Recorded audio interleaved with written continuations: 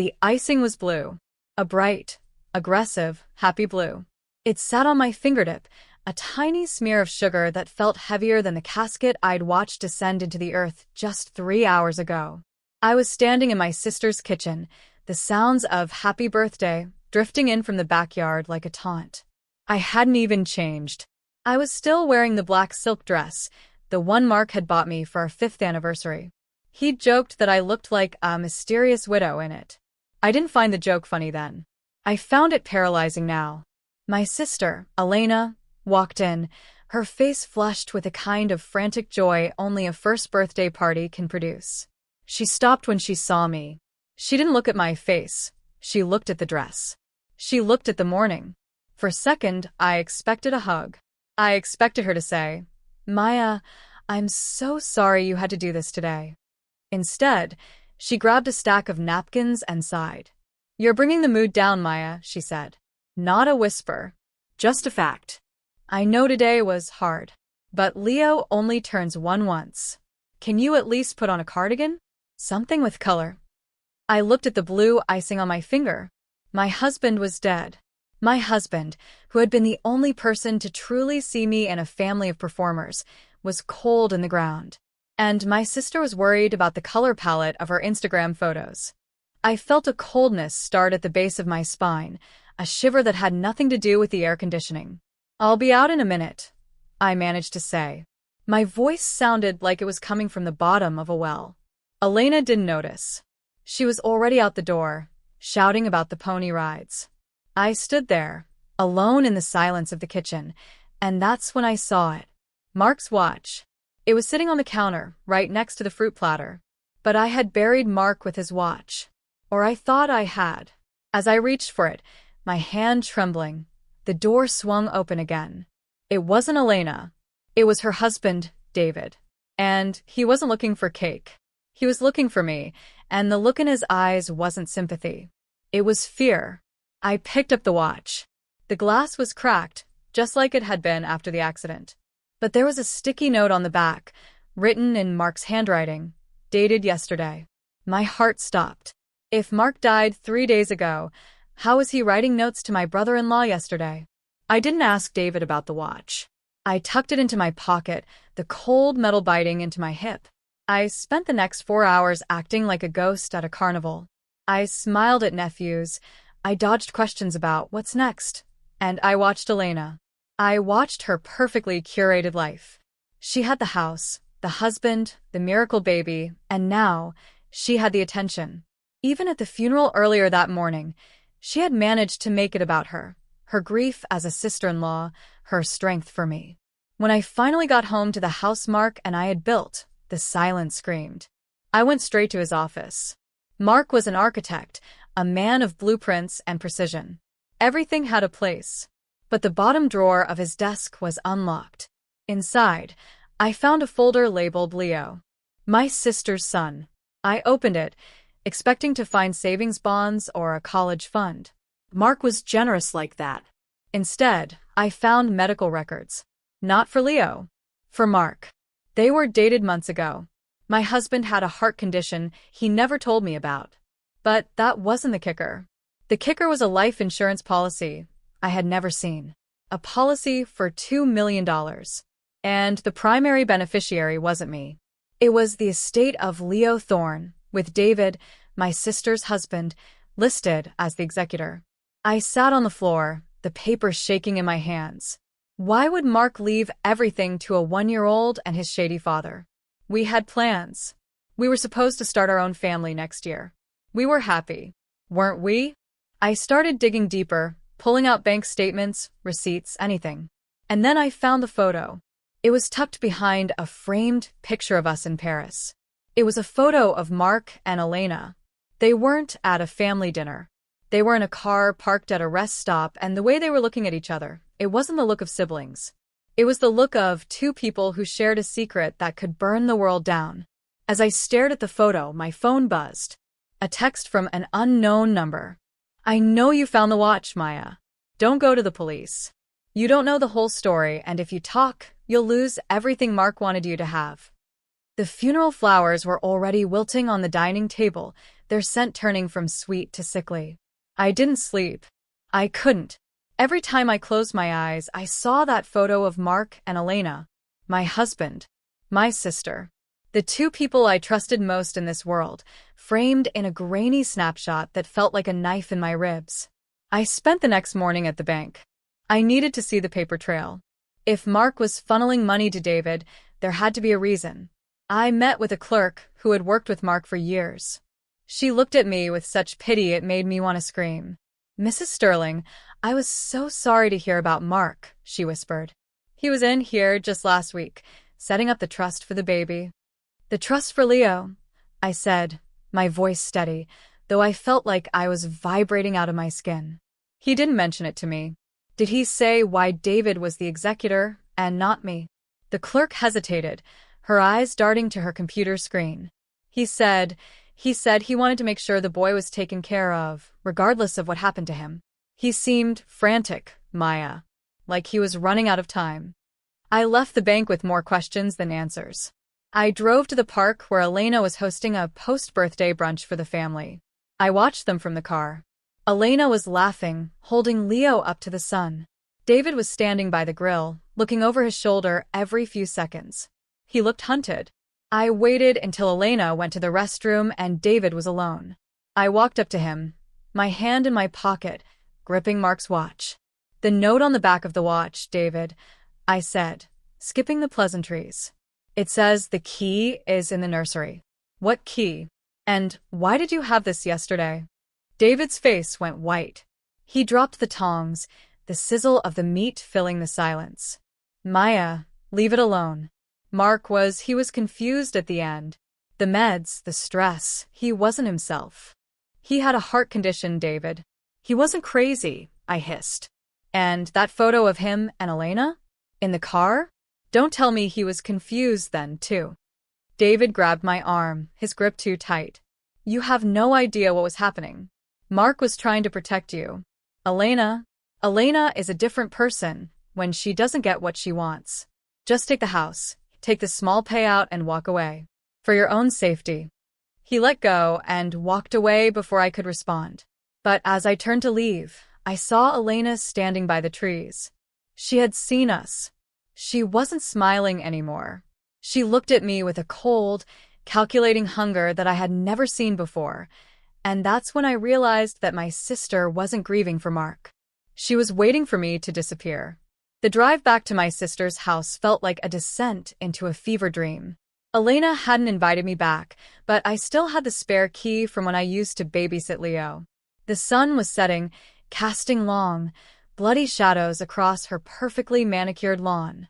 My heart was a drum, beating against my ribs with a frantic, uneven rhythm. I kept thinking about David's warning. Elena is a different person when she doesn't get what she wants. What could she possibly want that involved my dead husband and a $2 million life insurance policy? I let myself in through the side door. The house was quiet, smelling of expensive vanilla candles and baby powder. It was the smell of a perfect life, a life I thought Mark and I were building together.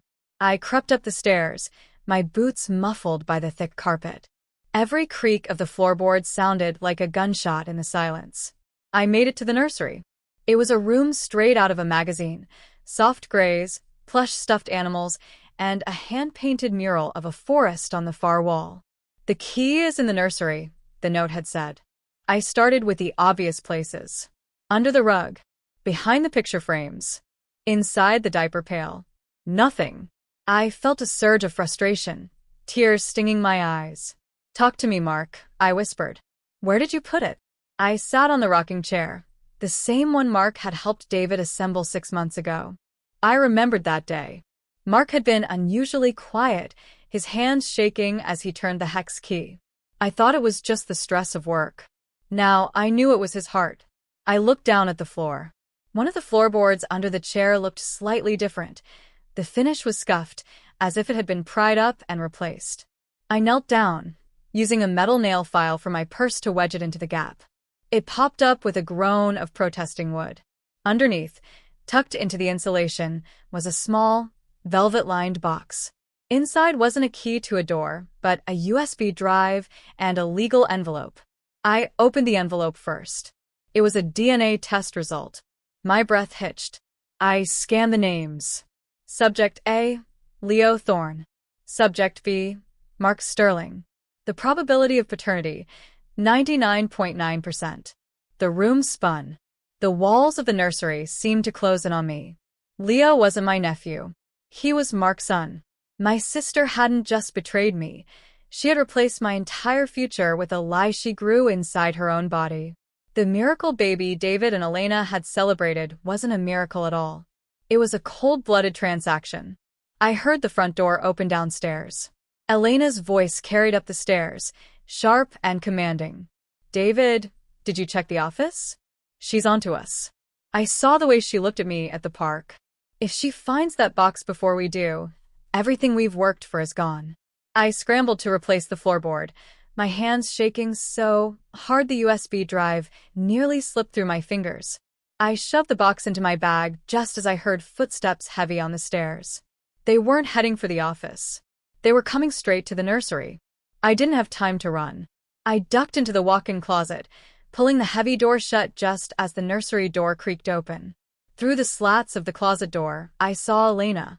She wasn't the grieving sister anymore. She looked frantic, her eyes darting around the room like a trapped animal. David followed her in, his face etched with a guilt so deep it looked like physical pain. "It's not here, Elena," David whispered. "I checked this morning while you were at the store. If Mark hid it, he hid it well. He didn't hide it well, David. He hid it where he thought I wouldn't look because he knew I hated this room." Elena snapped. She kicked a stuffed giraffe across the floor. He was going to tell her. I saw him writing that note on the watch. He was going to blow everything up because he couldn't handle the guilt of his precious Maya not knowing. He loved her, David said softly. And he loved the boy. He just wanted to make sure they were both taken care of. He was my husband's best friend, and he was my lover. Elena spat, the words hitting me like physical blows. He owed me that money for keeping his secret for 2 years. Do you think I enjoyed pretending this kid was yours? Do you think I liked watching him play house with Maya while I did all the heavy lifting? I clapped a hand over my mouth to keep from sobbing. 2 years. This had been going on for 2 years. Every holiday, every sister's night out, every time Mark came home late from the office. It was all a curated, synchronized lie. "We need to find her," Elena said, her voice dropping to a low, dangerous hiss. "She has his phone, and she has the watch. If she figures out the password to his cloud storage, she'll see the messages. We need to get to her before she goes to the lawyers." "And then what?" David asked. "What do we do when we find her?" Elena didn't answer right away. She walked over to the crib, looking down at the sleeping baby, Mark's baby. "We do whatever we have to do to protect Leo's future. And ours. Maya has always been the golden girl. It's time she learned that gold can melt." They left the room, their footsteps fading down the hallway. I stayed in the closet for what felt like hours, my mind racing. I wasn't just a grieving widow anymore. I was a witness. I was a threat. And in my sister's eyes, I was an obstacle that needed to be removed. I waited until I heard their car pull out of the driveway. They were going to my house. They were going to look for me there. I stepped out of the closet, the USB drive clutched in my hand like a weapon. I didn't go to the police, not yet. I went to the one person Mark trusted more than anyone, his old business partner, a man who knew where all the bodies were buried. But when I pulled into his driveway, his front door was wide open, and the smell of copper filled the air. The smell of blood is something you never forget. It's metallic, heavy, and it clings to the back of your throat. I stepped into Elias's house, my phone flashlight cutting through the gloom. Elias had been Mark's mentor, a man who lived for blueprints and structural integrity. Now, his living room was a ruin of overturned bookshelves and shattered glass. I found him in the kitchen, slumped against the island. He wasn't dead, but he was close. His breathing was a wet, ragged sound. I knelt beside him, pressing my scarf to the wound in his side. "Elias, it's Maya. Who did this?" He gripped my wrist, his fingers cold. Mark, he knew, Elias wheezed. He found out the money. It wasn't just the insurance, Maya. David, he's been using the firm to launder, for the developers. Mark was going to turn them in. Not just for the affair, for the fraud. My head was spinning. This wasn't just about a secret baby or a life insurance policy. This was a multi-million-dollar criminal enterprise, and my husband had been caught in the middle of it. The accident, Elias, I whispered, the realization dawning on me. Was it really an accident? Elias shook his head weakly. Brakes, they tampered with the... They thought he had the ledger. He didn't. He gave it to the boy. To Leo? I asked, confused. How could a 1-year-old have a ledger? The bear, Elias gasped. The blue bear in the nursery. Inside the lining. Then his hand went limp. I checked for a pulse, but there was nothing. Elias was gone. I sat there on the kitchen floor, surrounded by the wreckage of a good man's life, and for the first time since Mark died, I didn't feel sadness. I felt a cold, white-hot rage. They had killed Mark. They had killed Elias. And they were using a baby as a vault for their crimes. I heard a floorboard creak behind me. I didn't turn around. I knew that scent, the expensive vanilla perfume. Elena, you always were too smart for your own good, Maya, she said, her voice calm, almost conversational. I turned slowly to see her standing in the doorway, a small, silver pistol held steadily in her hand. Behind her, David looked like he was about to vomit. Did you kill him too, Elena? I asked, gesturing to Elias. Or, did you make David do it? Does he do everything you say, or does he just like the taste of the blood on your hands? Elena smiled, a thin, cruel line. David is a follower. Mark was a dreamer. But I'm a builder, Maya. And I'm building a kingdom for my son. It's a shame you won't be around to see him grow up. Now, give me the USB drive, and maybe I'll make this quick. You're not going to shoot me, Elena, I said, my voice steadier than I felt. I stood up, the USB drive held between my thumb and forefinger. Because if you do, the email I scheduled an hour ago goes live. It contains every file on this drive, sent to the DA, the FBI, and every major news outlet in the state. It was a lie. I hadn't scheduled anything. But Elena didn't know that. She hesitated, the barrel of the gun wavering just a fraction of an inch. You're bluffing, she hissed. You were too busy playing the grieving widow to be that calculated. Grief changes people, I countered.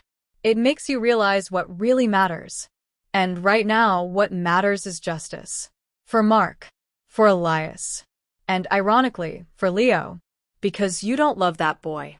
You love the leverage he gives you. David stepped forward, his face pale. Elena, put the gun down. This has gone too far. We were supposed to get the money and leave. No one was supposed to die. Mark had to die, David. Elena screamed, her composure finally breaking. He was going to go to the police. He was going to take my son away from me. He was going to tell Maya everything and leave us with nothing. I did what I had to do. In that moment, she wasn't my sister. She was a monster wearing her skin. I looked at David, seeing the cracks in his resolve. David, she's going to kill me, and then she's going to kill you. You're the loose end now. You're the one who pulled the trigger, or tampered with the brakes. Who do you think she'll blame when the police show up? David looked at Elena, really looked at her, and I saw the moment he realized I was right. He reached for the gun, and for a second, they struggled. That was my chance. I bolted past them, out the kitchen door, and into the night. I didn't go to my car. I knew they'd follow the headlights. I ran into the woods behind Elias's house, the branches clawing at my face and arms. I needed to get back to the nursery. I needed that blue bear. If what Elias said was true, that ledger was the final piece of the puzzle, the physical proof of the money laundering that would sink Elena's kingdom forever. I ran until my lungs burned, until the sound of my own breath was the only thing I could hear. I reached the edge of Elena's property, the house glowing like a dark jewel in the distance. I saw a police cruiser pull into the driveway, sirens silent, but lights flashing. David must have called them. Or maybe a neighbor heard the screaming. I watched from the shadows as they led David out in handcuffs. But Elena wasn't with him. I scanned the windows, my heart freezing. There, in the upstairs nursery window, I saw her. She wasn't running. She was holding a lighter to the curtains. She was going to burn it all down, the evidence, the house, and the baby inside. I didn't think. I didn't pause to weigh the risks or consider the betrayal. There was a baby in that room. Mark's baby. A child who was innocent of his parents' sins. I burst from the tree line, screaming for the officers, but they were busy wrestling a hysterical David into the back of the car. They didn't see the smoke yet. I smashed the back glass door with a garden rock and charged inside. The heat was already rising, a thick, oily smoke beginning to curl along the ceiling. I ran up the stairs, my shirt pulled over my nose. "Elena!" I yelled. "Get out. The police are here." I reached the nursery. The curtains were a wall of fire, the orange light dancing off the forest mural. Elena was standing in the center of the room, staring into the flames.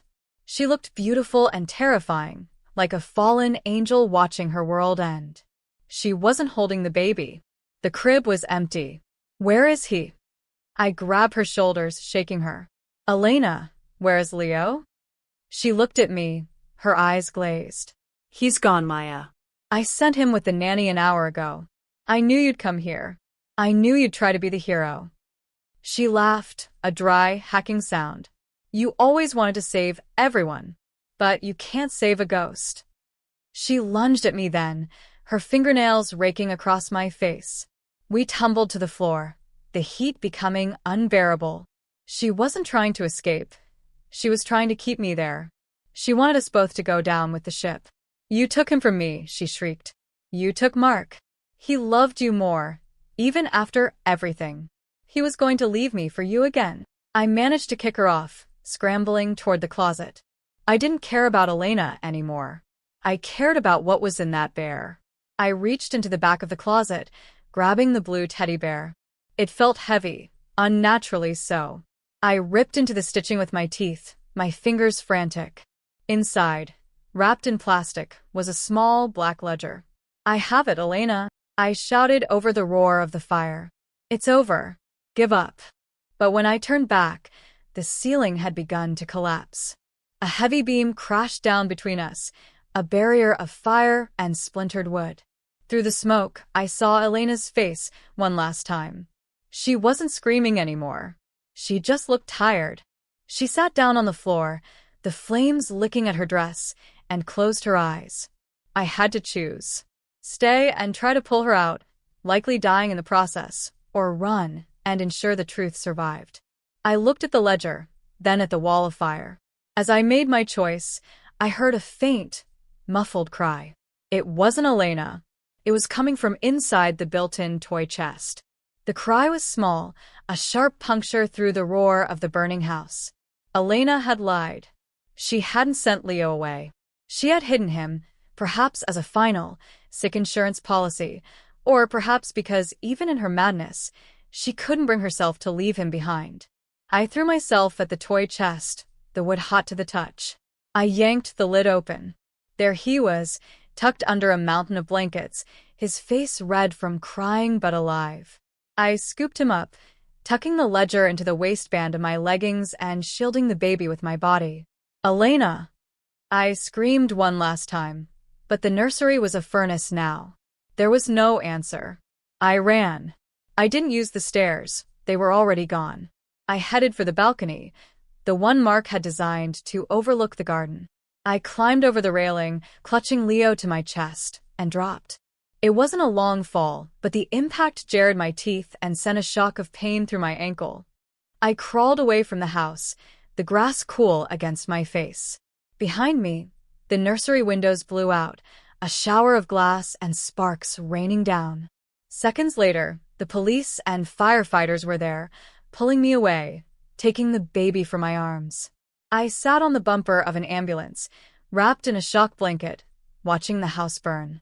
David was in the back of a cruiser, his head in his hands. He had seen the whole thing. He knew his wife was gone. He knew his life was over. An officer approached me, his face grimed with soot.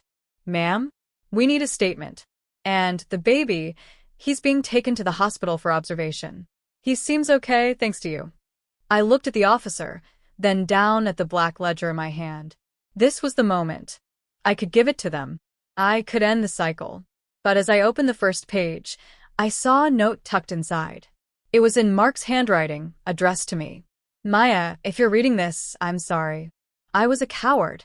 I let greed and a moment of weakness ruin the only good thing I ever had. Everything in this book is the truth. Use it to protect yourself. Use it to be the woman I didn't deserve. I love you. Always. I closed the book. I looked at the ruins of my sister's life and the man who had betrayed me. I realized then that justice wasn't just about punishment. It was about rebuilding. And I knew exactly where to start. But first, there was one more secret in that ledger, one that changed everything I thought I knew about. The ledger wasn't just a list of names and numbers. It was a confession. As the weeks passed and the smoke cleared, the full scope of the corruption came to light. David took a plea deal, turning state's evidence against the developers Mark had been investigating. He's serving 20 years now. Elena, they never found enough of her to bury. But the real shock came on page 42 of the ledger. Mark hadn't just been investigating the firm. He had been working with an undercover federal agent for months. The accident wasn't just a botched hit by David or Elena. It was a setup that went much higher, all the way to the city council. Mark knew his heart was failing, and he knew they were coming for him. He had orchestrated his own death to trigger the insurance and the investigation, but he hadn't counted on Elena's desperation. He had tried to save me by leaving me out of it, never realizing that his silence was the most dangerous thing of all. I stood at Mark's grave 6 months later. It was a quiet morning, the air crisp and smelling of pine. I wasn't wearing black anymore. I was wearing a deep, vibrant green, the color of new growth. Beside me, Leo, now 18 months old, toddled through the grass, chasing a butterfly. I am his legal guardian now. It wasn't easy, and the legal battle was grueling, but I couldn't let him grow up in the shadow of what his parents had done. He has Mark's eyes. Sometimes when he laughs, it feels like a punch to the gut, but most days, it feels like a bridge. I looked down at the headstone. Mark Sterling, architect, husband, protector. We're okay, Mark, I whispered. The firm is being rebuilt. The money is in a trust for the people the developers cheated. And Leo is going to be a good man. I'll make sure of it. I realized then that grief isn't a hole you fall into, it's a mountain you climb. You don't get over the loss, but the view from the top changes. You see the patterns. You see the structural integrity of your own soul. I had been betrayed by my sister and lied to by my husband, but I had survived. I had chosen life over the flames. As I walked back to the car, Leo's hand in mine, I felt a sense of peace I hadn't known in years. The blue icing, the black dress, the smell of smoke. They were just parts of the story now, not the ending. Life doesn't always give you a clean blueprint. Sometimes, the people you love build walls where there should be doors, and sometimes, the foundation you trust turns out to be sand. But you are the architect of your own survival. You can choose to burn with the past, or you can take the bricks they threw at you and build something stronger. Thanks for listening. Don't forget to subscribe, and if you've lived through something similar, a betrayal that felt like it would consume you, share your story in the comments. Your voice matters.